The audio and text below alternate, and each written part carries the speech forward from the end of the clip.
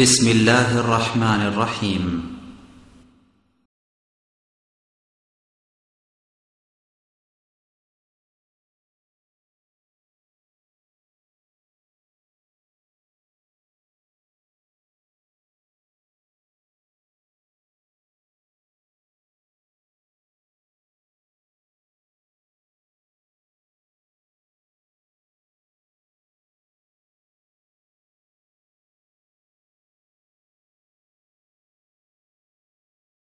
আসসালামু আলাইকুম ওরহমতুল্লাহি ওয়াবারাকাতুহু।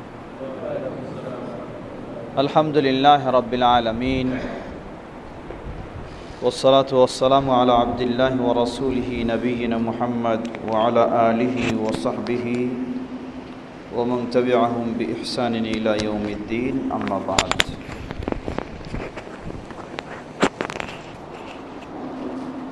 সহিহুল বুখারী এর ধারাবাহিক দর্সে কিতাবুল ঈমান ঈমান পর্ব থেকে আমরা ধারাবাহিক আলোচনা করে আসছি।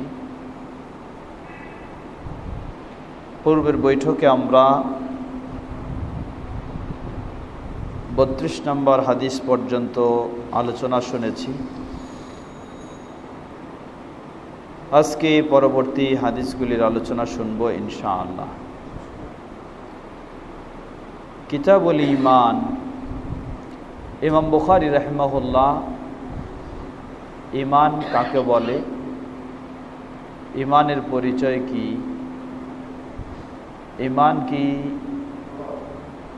বৃদ্ধি ও হ্রাস হয় না হয় না ইত্যাদি বিষয়গুলি তিনি কোরআন ও সুন্নাহর দলিলের আলোকেই তুলে ধরার চেষ্টা করেছেন।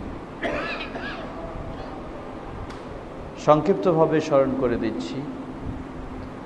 পূর্বের আলোচনায় আমরা বলেছি আহলুস সুন্নাহ ওয়াল জামাআহ তাদের কাছে ঈমানের পরিচয় হলো ইকরারু বিল লিসান ওয়া তাসদীক বিল জানান ওয়াল আমালু বিল আরকান ওয়া ইয়াজিদু বিতাআতি আর রহমান ওয়া ইয়ানকুসু বিতাআতি শায়তান। ঈমানের মূল হলো 5টি বিষয়: মৌখিক স্বীকৃতি দেওয়া, আন্তরিকভাবে বিশ্বাস স্থাপন করা এবং বাহ্যিকভাবে অঙ্গ প্রত্যঙ্গের মাধ্যমে তা আমল করা।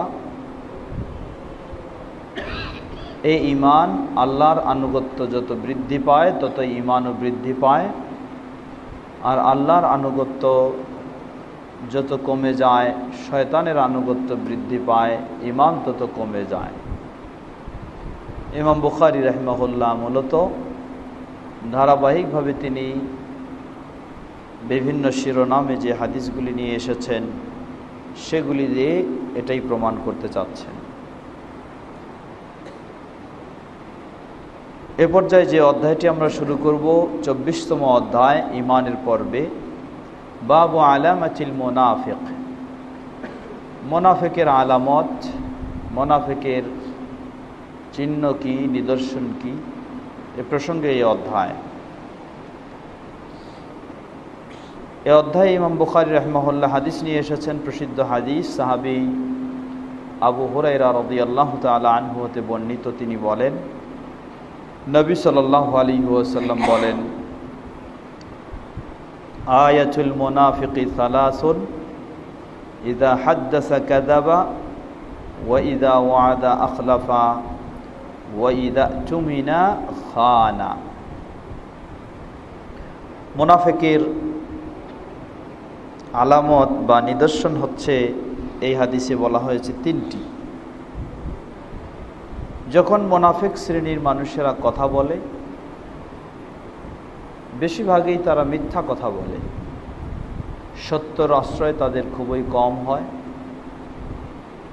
ওয়াইদা ওয়াদা আখলাফা, মানুষকে যখন কোনো ওয়াদা প্রতিশ্রুতি দেয়, সেই প্রতিশ্রুতি তারা বেশিরভাগই ভঙ্গ করে ফেলে ইচ্ছাকৃতভাবে। ওয়াইদা তুমিনা খানা, মুনাফিকদের কাছে যদি কোনো আমানত রাখা হয় তারা পারতপক্ষে চেষ্টা করে সেই আমানতকে খেয়ানত করার। আর মুমিন যদি হয় তাহলে সে পারতপক্ষে চেষ্টা করে সেই আমানত যথাযথ সংরক্ষণ করার।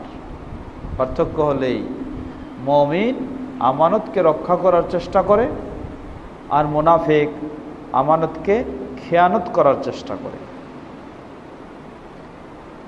এরপরে আরেকটি হাদিস নিয়ে এসেছেন ইমাম বুখারী রাহিমাহুল্লাহ। প্রসিদ্ধ সাহাবী আব্দুল্লাহ ইবনে আমর ইবনে আল-আস রাদিয়াল্লাহু তাআলা আনহু হতে বর্ণিত, তিনি বলেন, নবী সাল্লাল্লাহু আলাইহি সাল্লাম বলেন, আরবাউন মান কুন্না ফীহি কানা মুনাফিকান খালিসা। যে ব্যক্তির মাঝে চারটি বিষয় পাওয়া যাবে সে একেবারে নির্ভেজাল মুনাফিক, তার মাঝে আর কোনো ভেজাল নাই, সে খাঁটি মুনাফিক।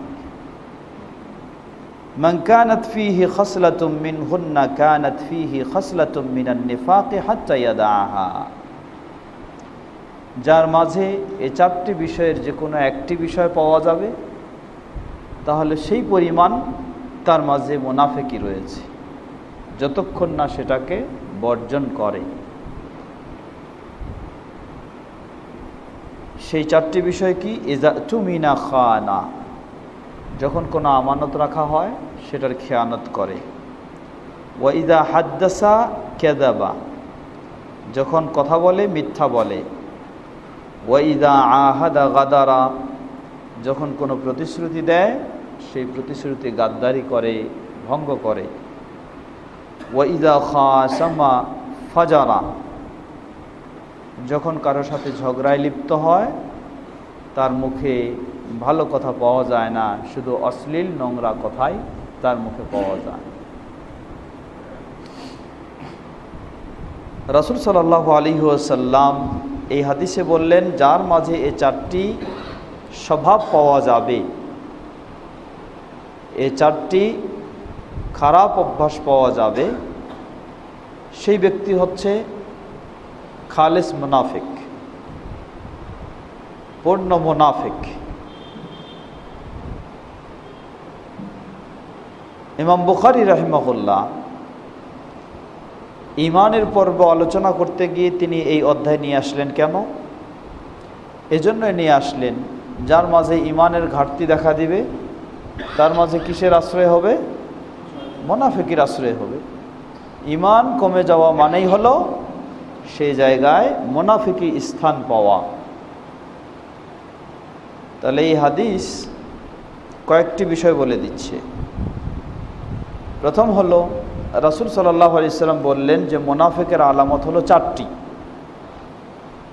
যার মাঝে চারটি পুরোপুরিভাবে পাওয়া যাবে সে হলো খাঁটি মুনাফিক, ভেজাল নাই কোনো তার মাঝে।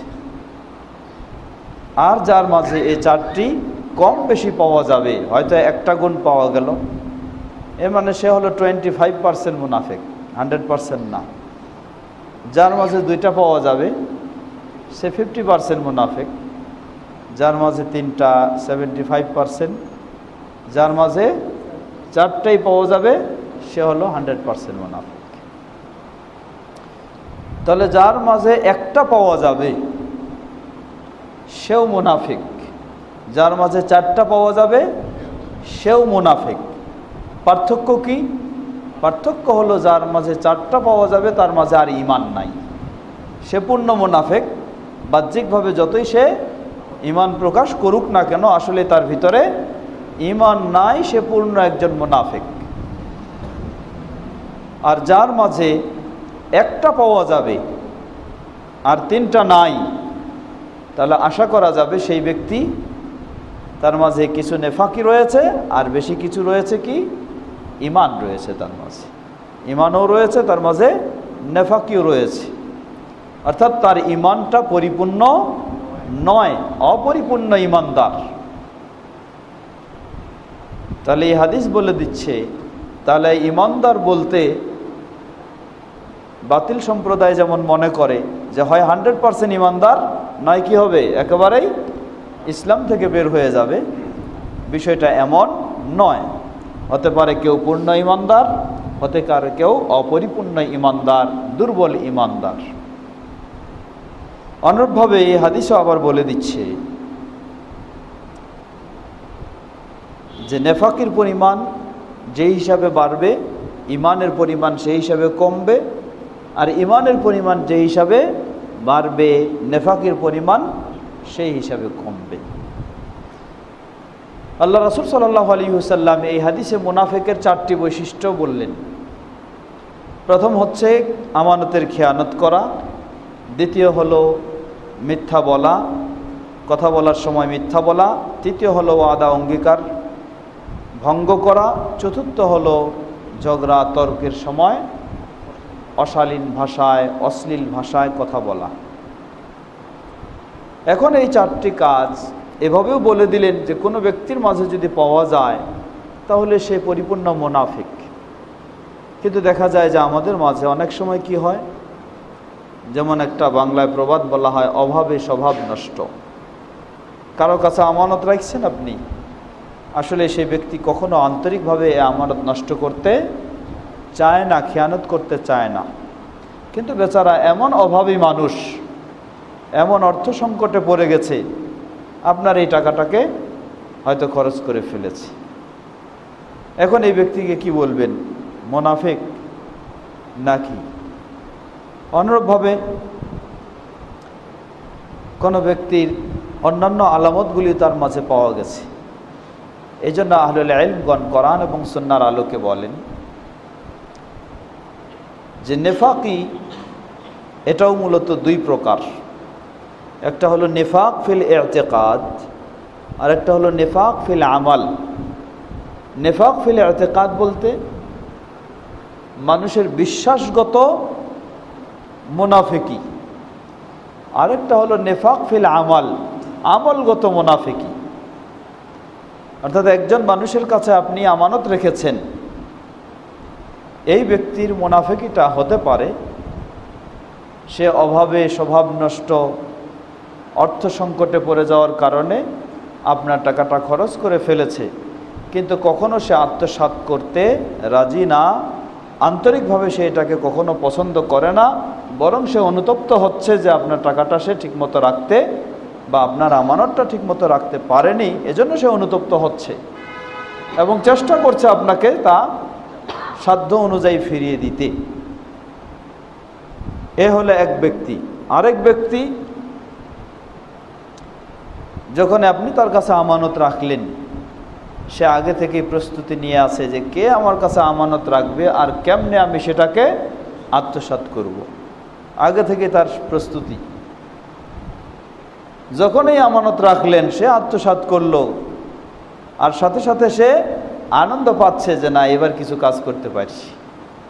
তাহলে ওই ব্যক্তি আর এই ব্যক্তি কিন্তু সমান নয়।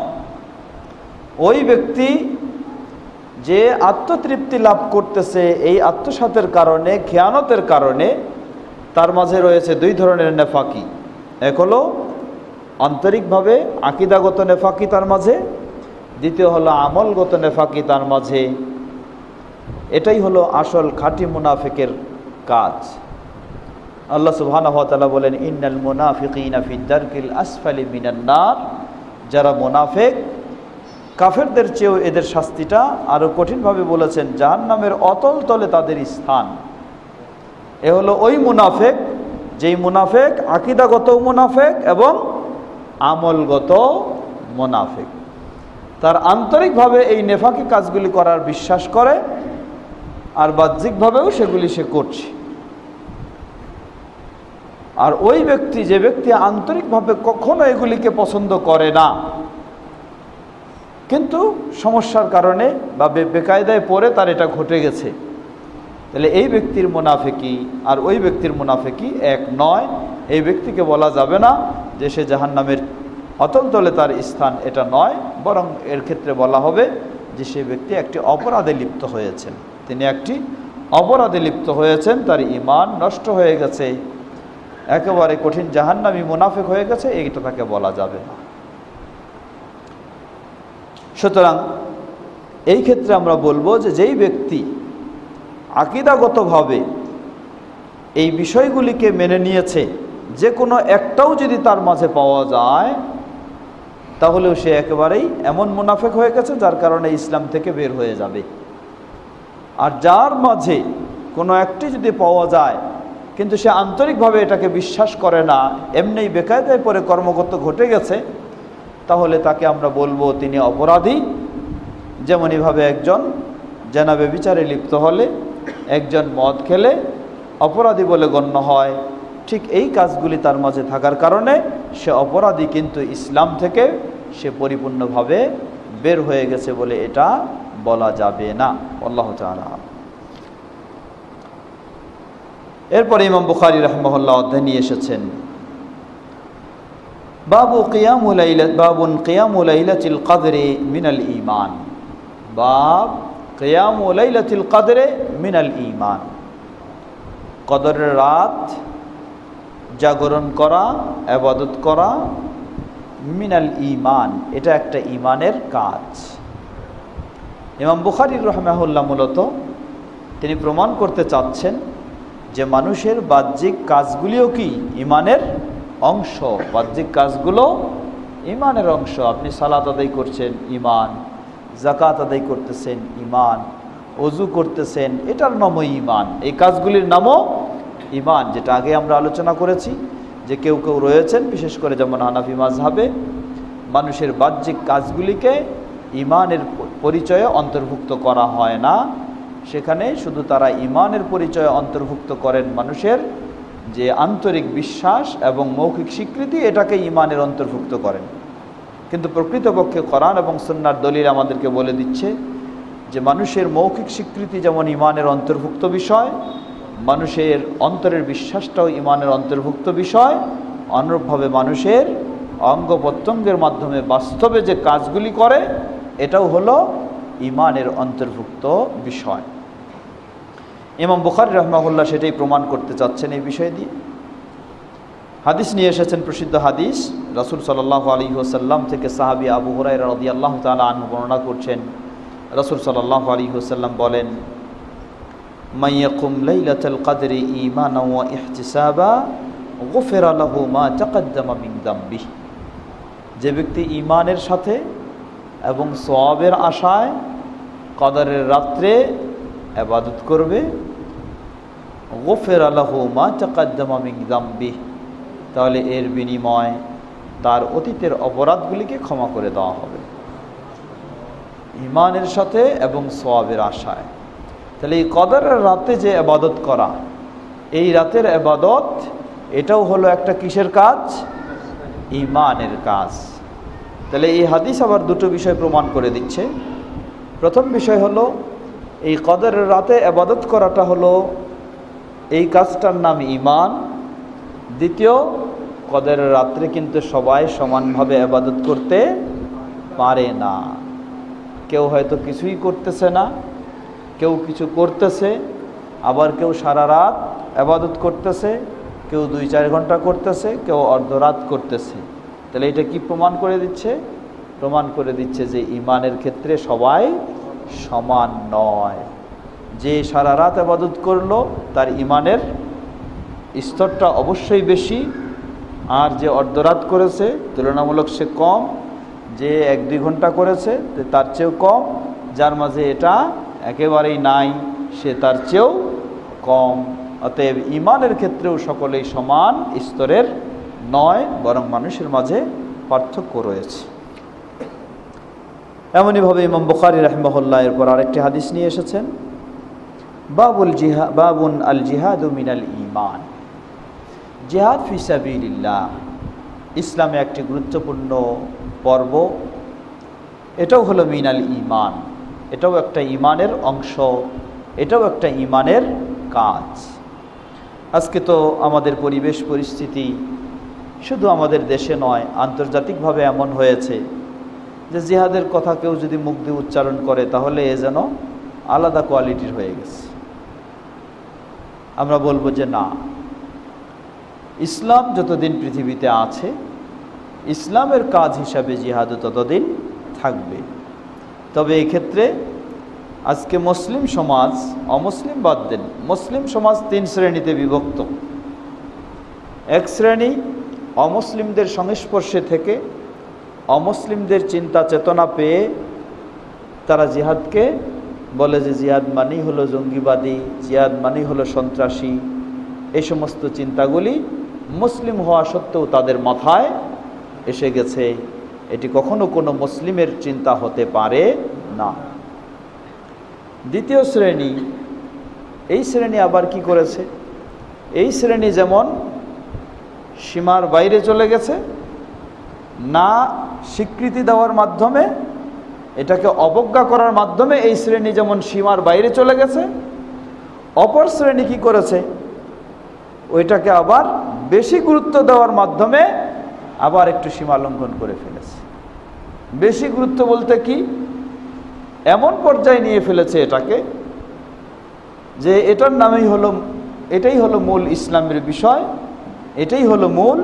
এই পর্যায়ে নিয়ে তখন আবার আবেগী হয়ে বিভিন্ন রকমের পরিস্থিতিও সৃষ্টি করে ফেলেছে। এমনও এই ক্ষেত্রেও বাড়াবাড়ি রয়েছে। বাড়াবাড়িটা কি?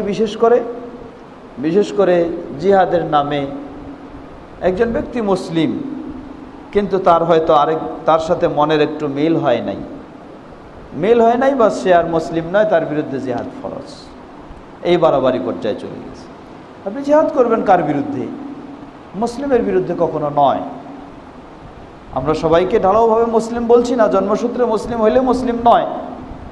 মুসলিম তাকে কর্মসূত্রে হতে হবে, তার আকীদা সূত্রে হতে হবে। কিন্তু এই চিন্তাটি কখনো সঠিক নয় যে আমার সাথে যদি আপনি একমত না হন তাহলে আপনি অমুসলিম, যতই আপনি সুন্দর করে ইসলাম পালন করেন তাহলে আর আপনি মুসলিম নয়। এই চিন্তা হওয়া কখনো উচিত নয়। এটি অবশ্যই একটি ভুল চিন্তা, বা জিহাদকে কেন্দ্র করে এটি একটি বাড়াবাড়ি পর্যায়ের চিন্তা। তৃতীয় শ্রেণী যারা অবশ্যই কোরআন এবং সহিহ সুন্নাহর আলোকে ইসলামে জিহাদের যে অবস্থান রয়েছে সেই অবস্থানেই জিহাদকে রেখে থাকে, এটাই হচ্ছে সঠিক অবস্থান।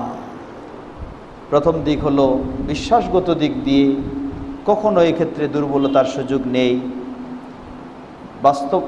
সাব্যস্ত করার ক্ষেত্রে কখনো দুর্বলতার সুযোগ নেই। বাস্তবায়নের ক্ষেত্রে অবস্থা ভেদে, প্রেক্ষাপট অনুযায়ী, কোরআন এবং সুন্নাহর শর্ত অনুযায়ী সেই বাস্তবায়নের ক্ষেত্রেও তারা সেটাকে বিশ্বাস করে থাকে, মেনে থাকে। এই অবস্থানটি হলো সঠিক। আমাদের দুই পক্ষেরই সীমালঙ্ঘনের অবস্থান বর্জন করে বাস্তব অবস্থানে আমাদেরকে থাকা দরকার।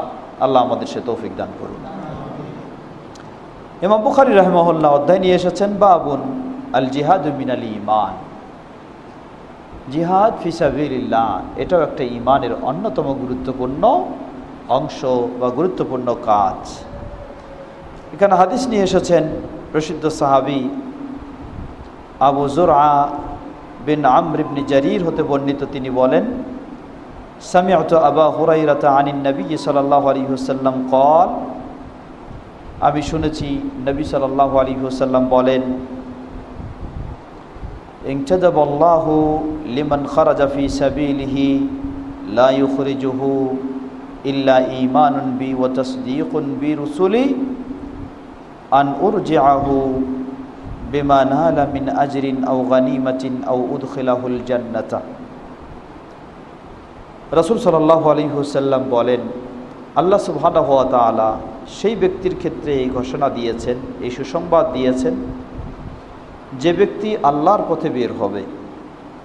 আমাদের এখন আবার কি আল্লাহর পথে বের হওয়া বলতে আরেক ভাইয়েরা আমাদের আল্লাহর পথে বের হওয়াটাকে বেছে নিয়েছেন, হয় 3 দিনের কোর্সে অথবা 40 দিনের কোর্সে। যত কোরআন হাদিসে আল্লাহর পথে বের হওয়া জিহাদ ফি সাবিলিল্লাহ, তারা এটাকে এখন পরিবর্তন করে এই 3 দিন বা 40 দিনের কোর্স বা 120 দিনের কোর্স, এটাই এখন তারা আল্লাহর পথে বানায় নিয়েছেন।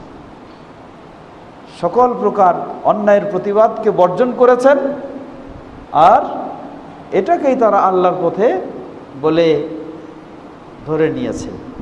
অথচ জিহাদ ফি সাবিলিল্লাহর একটা গুরুত্বপূর্ণ দিক হলো অন্যায়ের প্রতিবাদ, কিন্তু তারা অন্যায়ের প্রতিবাদের সবগুলোকেই বন্ধ করে দিয়েছেন।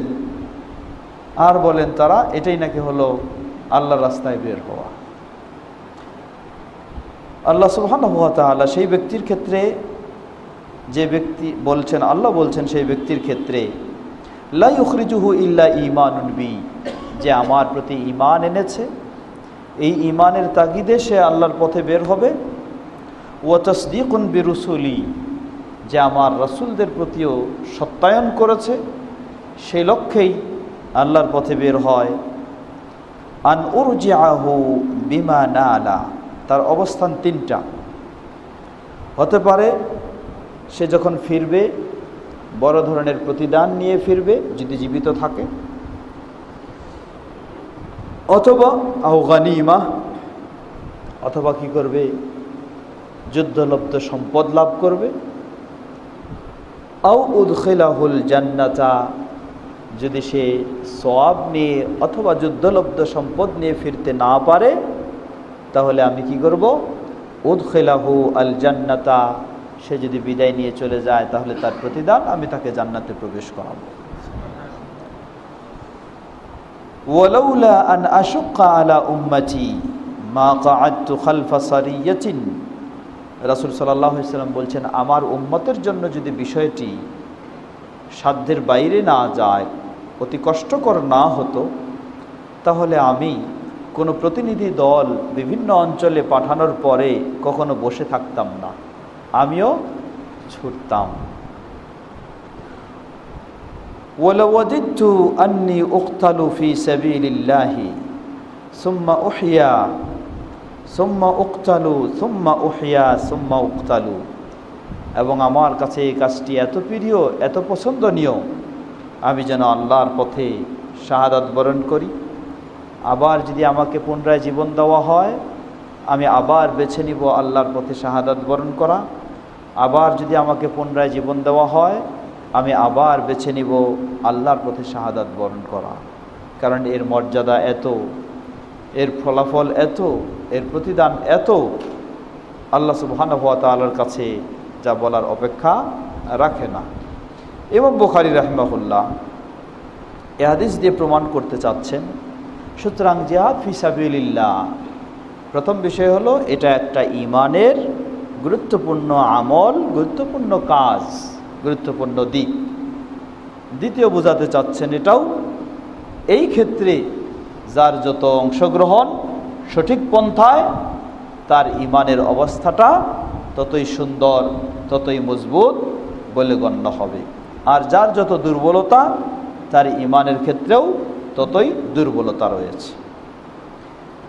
এরপরে একইভাবে ইমাম বুখারী রাহিমাহুল্লাহ অধ্যায় নিয়ে এসেছেন, বাবুন তাতাওউউ কিয়ামি রমাদান মিনাল ঈমান, তাতাওউউ কিয়ামি রমাদান মিনাল ঈমান, রমাদান মাসে সালাতুত তারাবিহ যেটা আমাদের ভাষায় বলি, এই কিয়ামে রমাদান আদায় করা, কিয়ামে রমাদান পালন করা, এটাও একটা ঈমানের বিষয়, এটাও হলো ঈমানের বিষয়। হাদিসের ভাষায় এসেছে কিয়ামে রমাদান, আর আমরা আমাদের ভাষায় বলে থাকি সালাতুত তারাবিহ। তারাবিহ এই নামটি মূলত আমাদের দেওয়া, আলেম সমাজের দেওয়া। তারাবিহ নামটি কোরআন এবং হাদিসে এ সালাতকে তারাবিহ নামে পরিচিত হয়নি। তারাবিহ নামটি হলো আমাদের দেওয়া, সাধারণ মানুষ বা আলেম সমাজ এই তারাবিহ নামটি ব্যবহার করেছে।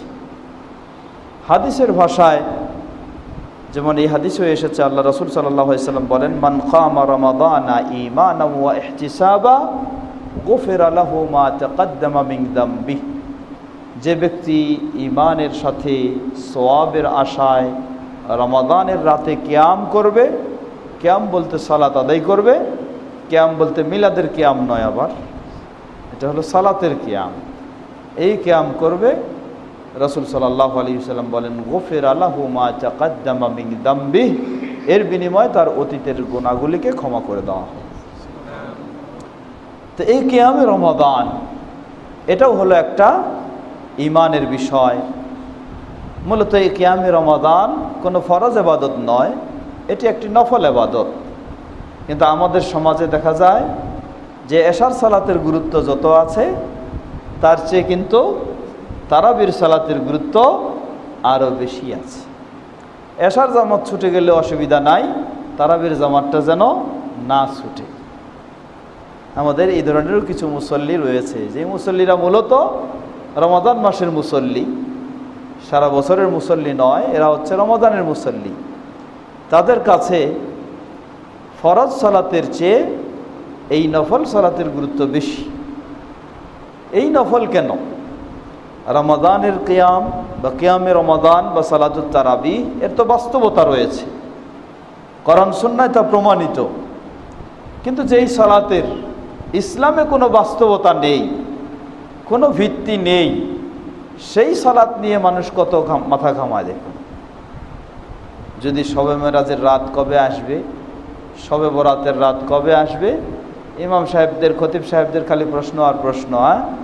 যে খতিব সাহেব বলেন কবে, কোন দিন রাতটা হলো শবে বরাতের, কোন দিন রাতটা শবে মেরাজের, মানে ওই রাতের সালাত যেন তার না ছুটে। এশার সালাতের কোনো, জহরের কোনো খোঁজ নেই, আসরের কোনো খোঁজ নেই, মাগরিবের কোনো খোঁজ নেই, এশার কোনো খোঁজ নেই। দেখবেন যে আরেকটু রাত হওয়ার পর পাঞ্জাবি পায়জামা, মাথায় টুপি দিয়ে একটা ঘাড়ে জায়নামাজ নিয়ে মসজিদে ছুটছে। কই যাবে? শবে বরাতের নামাজ পড়ার জন্য যাবে। আল্লাহু আকবার। আসলে দেখুন, এই সমস্ত কাজগুলি মানুষকে আসল ইসলাম থেকে দূরে রেখেছে। কারণ ওই যে ইমাম সাহেবের কাছে ফজিলত শুনছে কি, যে এই রাত হলো ভাগ্যের রজনী, এই রাত্রে যে কি করবে, কিছু চাই নিতে পারবে, তার ভাগ্যের চাকা ঘুরে যাবে। তাই ফরজ সালাতের কোনো খোঁজ খবর নাই, সেই রাত্রেও এশার সালাতের কোনো খোঁজ নাই। আসে কি করলো, এই রাত 10টার দিকে এসে মসজিদে শুরু করলো, এখন সালাত চলতেছে, সালাত তুফান মিলের মতো। কারণ ওই যে সালাতে হাজারি আবার শেষ করতে হবে। সালাত হাজারি কি? সালাত হাজারি হলো 100 রাকাত, আর প্রতি রাকাতে সূরা ফাতিহার পরে 10 বার করে সূরা ইখলাস, কুল হুয়াল্লাহু আহাদ। তাহলে 110-এ 1000, এটাকে বলা হয় সালাতে হাজারি। এটা হলো শবে বরাতের রাতের ইবাদত। তো এই সালাত শেষ করতে হবে, তাই এখন তুফান মিলের মতো সালাত শুরু করলো। রাত বেজে গেছে 3টা 4টা, আর তো ধৈর্য কুলায় না, এখন বাসায় গিয়ে ঘুমালো, আর ফজরের কোনো খোঁজ খবর নাই। এই হলো ইবাদত আমাদের, এই হলো আমাদের ইবাদত। তো রমজানের যে তারাবি, তার তো ইসলামে প্রমাণ রয়েছে, গুরুত্ব রয়েছে, বাস্তব তার ইসলামে বিধান রয়েছে। কিন্তু যেগুলির কোনো ইসলামে ভিত্তি নেই, এই কাজগুলি নিয়ে আজকে অনেক নামধারী মুসলিম রয়েছে। সেই মুসলিমেরা এগুলি নিয়েই ব্যস্ত। কারণ ফজিলত শুনেছে যে এই রাতের একদিনের ইবাদত হলে জীবনের সব গুনাহগুলি মাফ হয়ে যাবে। প্রতিদিন কষ্ট করে 5 ওয়াক্ত নামাজ পড়ার আমার কি দরকার? একদিনেই তো ছক্কা মারে দেওয়া যাবে। প্রতিদিন 5 ওয়াক্ত পড়ার আমার দরকার নাই। তো এই বাতিল কথাগুলি সমাজে যেগুলি ছড়িয়ে রয়েছে, কত আলেম সমাজ এগুলি প্রচার করে, এগুলি আজকে মানুষকে সঠিক দিন থেকে দূরে রেখেছে। এগুলি আজকে মানুষকে দিনের ক্ষেত্রে ভ্রান্ত ধারণা দিয়েছে। যেমন আরেক শ্রেণীর সেই বাবা গোষ্ঠী, খাজা গোষ্ঠীর, তাদের বিষয়টাও দেখেন যে একজন মানুষ শিল্পপতি মানুষ, এই শিল্পপতি মানুষ এত কি ইবাদত করার সময় সুযোগ পায় নাকি? একবার যায় বছরের ওরসে গিয়ে বাবার দেখা করে কিছু বাবাকে দিয়ে আসবে, অতীতের সব কিছু কি হয়ে গেল? মাফ হয়ে গেল।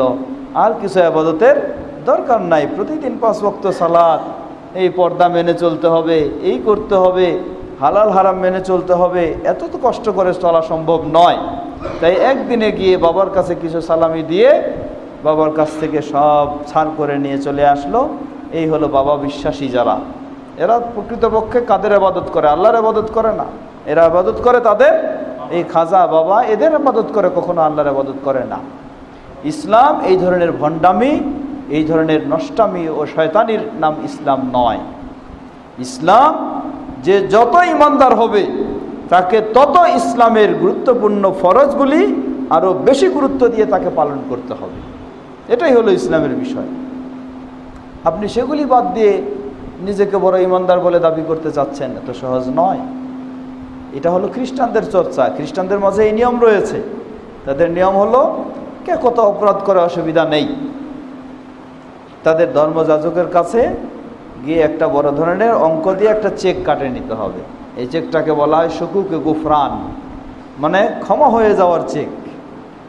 যত কিছু অপরাধ করেছে বেশ কিছু একটা বড় টাকা দিয়ে, একটা অর্থ দিয়ে একটা চেক কাটে নেবে, বাস তার ক্ষমা হয়ে গেল, আর কিছু লাগবে না।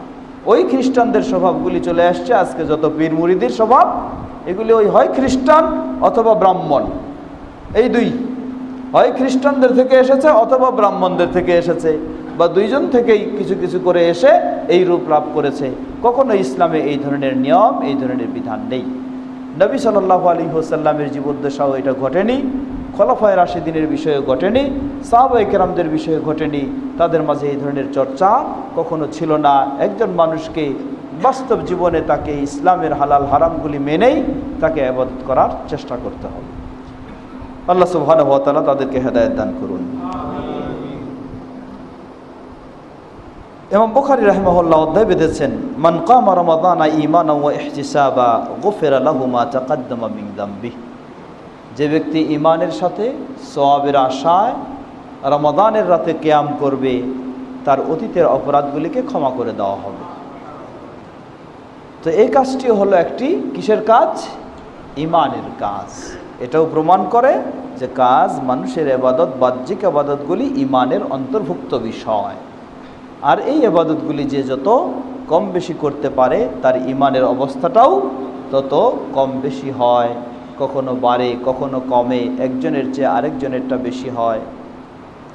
এরপর অধ্যায় নিয়ে এসেছেন বাবুন সাওম রমাদানা ইহতিসাবা মিনাল ঈমান। সওয়াবের আশায় রমাদানের দিনগুলিতে সিয়াম পালন করা, এটাও হলো একটা ঈমানের বিষয়, এটাও হলো একটা ঈমানের কাজ। হাদিস নিয়ে এসেছেন সেই প্রসিদ্ধ হাদিস, মান সামা রমাদানা ঈমানান ওয়া ইহতিসাবা গুফিরা লাহু মা তাকাদ্দামা মিন যামবিহি।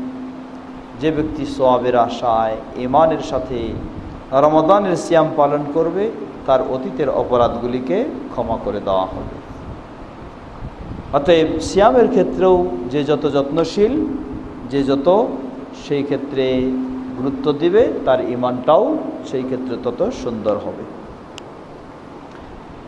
এরপর ইমাম বুখারী রাহিমাহুল্লাহ আরেকটি অধ্যায় নিয়ে এসেছেন, বাবুন আদ-দীনু ইউসর ওয়া কাউলুন নবী সাল্লাল্লাহু আলাইহি ওয়াসাল্লাম আহাব্বুদ-দীনি ইলাল্লাহি আল-হানিফিয়্যা আস-সামহা। বাবুন আদ-দীন ইউসর। দিন হলো সহজ, আদ-দীন ইউসর। ইসলাম যে দিন, এই দিনটি হলো সহজ। দিন কখনো কঠিন নয়। মানুষে সেটাকে কঠিন করে নিয়েছে। দিন না মানার মাধ্যমে কঠিন করে নিয়েছে, অথবা কেউ মানার মাধ্যমে কঠিন করে নিয়েছে। কেউ না মানার মাধ্যমে কঠিন করে নিয়েছে, কেউ মানার মাধ্যমে কঠিন করে নিয়েছে। হয়তো বলবেন যে না মানার মাধ্যমে কঠিন কেমনে? সমাজের মানুষ, সমাজে 100 জন মানুষ বসবাস করে। এই 100 জন মানুষ 90 জন হালাল হারামের কিছু পার্থক্য করে না। তখন ওই 10 জনের এই সমাজে হালাল হারাম মেনে চলাটা অবশ্যই কঠিন। কারণ 100 জনেই মুসলিম বলে দাবি করতেছে, কিন্তু তারা দিন মানতেছে না। তাই এখানে যারা 2-1 জন মানতে যাচ্ছে, এদের জন্য বিষয়টা কঠিন হয়ে গেছে। 90 জন সত্য মিথ্যার কোনো পার্থক্য করে না, তাই এই 10 জনের জন্য সেখানে যেন খুবই কঠিন হয়ে গেছে। কিন্তু এই 100 জনেই যদি হালাল হারাম মেনে চলতো, তাহলে কখনোই কারো জন্য কঠিন হতো না। 100 জনই যদি সত্য মিথ্যার পার্থক্য করত, তাহলে কারো জন্যই কঠিন হতো না। সকলের জন্য এই দিনের বিষয়টি সহজ হয়ে যেত। অতএব না মানার কারণেও ইসলামকে আমরা আজকে কঠিন করে ফেলেছি। আরেক শ্রেণী মানার দিক থেকে ইসলামকে কঠিন করে ফেলেছি। তা কি? আল্লাহ রাসূল সাল্লাল্লাহু আলাইহি ওয়াসাল্লাম তিনি তার গোটা জীবনে প্রয়োজনে পেশাব পায়খানায় গেছেন। সাহাবায়ে কেরামগণ প্রয়োজনে পেশাব পায়খানায় গেছেন, পেশাব পায়খানা থেকে পবিত্রতা অর্জন করেছেন। তাদের চেয়ে কেউ আর বেশি পবিত্র হতে পারে না। কিন্তু তারা পবিত্রতা অর্জন করলেন কি দিয়ে? হয় আসল পবিত্রতা অর্জনের মাধ্যম হলো পানি। যদি পানি না পাওয়া যায়, বিকল্প হলো ঢিলা, এই জাতীয় দিয়ে।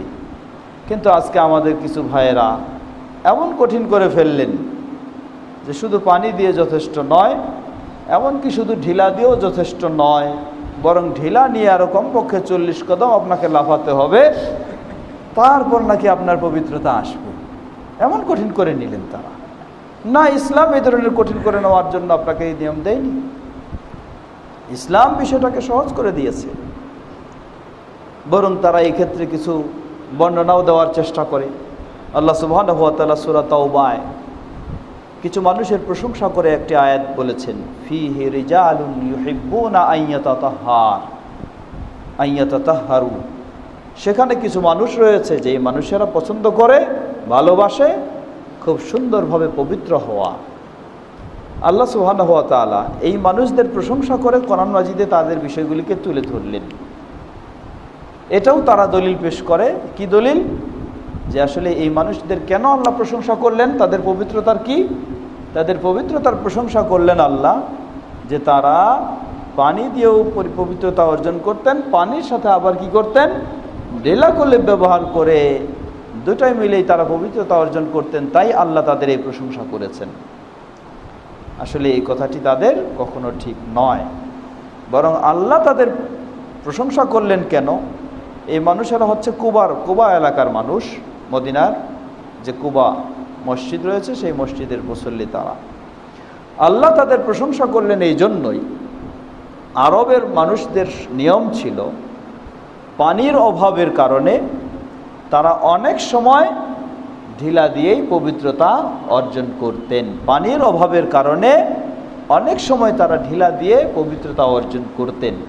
কিন্তু এই মানুষেরা এমন ছিল, তারা সব সময় চেষ্টা করতেন বিকল্প পথে না গিয়ে পানি দিয়েই সব সময় পবিত্রতা অর্জন করার তারা চেষ্টা করতেন। এই ছিল তাদের বৈশিষ্ট্য। তাদের এই সুন্দর বৈশিষ্ট্য ও গুরুত্বের কারণে আল্লাহ সুবহানাহু ওয়া তাআলা তাদের বিষয়টাকে কোরআনুল কারীমে প্রশংসামূলকভাবে তাদেরকে তুলে ধরেছেন। তো তাদের বিষয়টা ছিল এই যে, ইমাম ইবনে কাসির রাহিমাহুল্লাহ, অনেক মুহাদ্দিসগণ তারা বলছেন যে যারা বলে যে তাদের বিষয় ছিল দুটা, এক হলো পানি এবং ঢিলা কলপ, দুটোই ব্যবহার করেছেন তাই আল্লাহ প্রশংসা করেছেন, এই সব হাদিসগুলি হয় মুনকার, বাতিল, অথবা এমন দুর্বল সেটি কখনো গ্রহণযোগ্য নয়। তাই আসল বিষয়টা ছিল এই যে সেই সমাজের মানুষেরা বেশিরভাগই তারা কি করত? ঢিলা কলপ বিকল্প পন্থায় পবিত্রতা অর্জন করত। কিন্তু এই মানুষেরা তারা বিকল্প পন্থায় সাধারণত পারতপক্ষে যেত না। সব সময় তারা পানি দিয়েই সুন্দরভাবে পবিত্রতা অর্জন করার চেষ্টা করত। এজন্যই আল্লাহ সুবহানাহু ওয়া তাআলা তাদের প্রশংসা করেছেন বা তাদের বর্ণনা কোরআনে তুলে ধরেছেন। সুতরাং এই হাদিস থেকে তাহলে বোঝা যায় যে আসলে বিষয়টি এমন নয়। বিষয়টি হচ্ছে পানি হচ্ছে আসল পবিত্রতা অর্জনের মাধ্যম। এই পানি দিয়ে আপনি পবিত্রতা অর্জন করবেন। কারো যদি সাধারণত সমস্যা হয়ে থাকে, আসলে সমস্যাগুলি বেশিরভাগ হয়ে থাকে কখন? যখন সমস্যাটা তৈরি করে নেওয়া হয়। সমস্যা তৈরি করে নেওয়া হয়। আশ্চর্য হবেন, কিছুদিন আগে আমাকে এক জায়গায় একটা প্রশ্ন করলেন, মেয়েদের থেকে প্রশ্ন, আরেক প্রোগ্রামে, সেখানে মেয়েরাও ছিলেন। প্রশ্ন হলো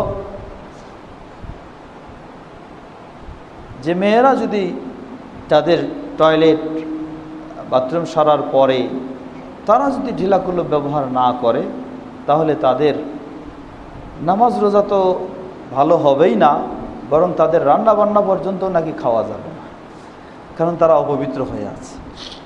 আশ্চর্য দেখে তারা যুক্তি দেখায় যে পুরুষ আর মেয়ে পার্থক্য রয়েছে।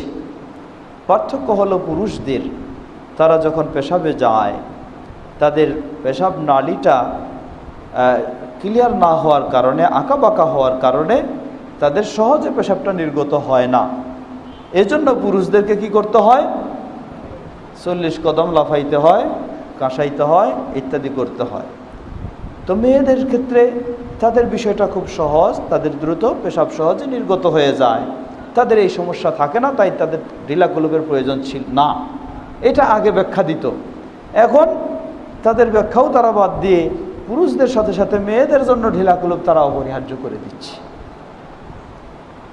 এটা হলো সীমালঙ্ঘন, এটা হলো বাড়াবাড়ি। তো আল্লাহ রাসূল ইমাম বুখারী রাহিমাহুল্লাহ অধ্যায় বেঁধেছেন বাবুন আদ-দীনু ইউসর, দিন হলো সহজ। সুতরাং দিনকে কঠিন করে ফেলেছি আমরা দুই কারণে, না মানার কারণে কঠিন করে ফেলেছি, আরেকটা হলো মানার কারণে সীমা লঙ্ঘন করে বাড়াবাড়ি করেও কঠিন করে ফেলেছি। কারণ এই ধরনের পেশাব পায়খানা থেকে পবিত্রতা অর্জন করার তাগিদ অবশ্যই রয়েছে, গুরুত্ব অবশ্যই রয়েছে, কিন্তু কখনো এই অশ্লীল কাজগুলিকে ইসলামে বৈধতা দেওয়া হয়নি। আল্লাহ রাসূল সাল্লাল্লাহু আলাইহি ওয়াসাল্লামের স্বভাব কী ছিল? তিনি নির্দেশ কি দিয়েছেন? তোমরা যখন কি করবে, পেশাব পায়খানায় যাবে, মানুষের সম্পূর্ণ আড়ালের বাইরে চলে যাবে, এটাই হলো নির্দেশ। এবং নির্দেশ হলো যতক্ষণ না নির্দিষ্ট জায়গায় যাবে ততক্ষণ পর্যন্ত কাপড় উপরে তোলাটাও নিষেধ করা হয়েছে। তাহলে এটা নিষেধ করা হলো, আর তারা কি করলেন? সেখান থেকে বের হয়ে এসে কাপড়ের ভিতর হাত রেখে মানুষের সামনে দৌড়াদৌড়ি শুরু করলেন। এত নির্লজ্জ কাজ ইসলামে কখনো অনুমতি দিতে পারে না। এটা নির্লজ্জ কাজ, বেহায়া কাজ, এটা একটা বাড়াবাড়ি। ইমাম বুখারী রাহিমাহুল্লাহ বলছেন আদ-দীনু ইউসরুন, দিন হলো সহজ। আল্লাহ সুবহানাহু ওয়া তাআলা আমাদের জন্য দিনটাকে সহজ করে দিয়ে এসেছেন। আস্তে আস্তে হাদিসের মাঝে আলোচনা করব।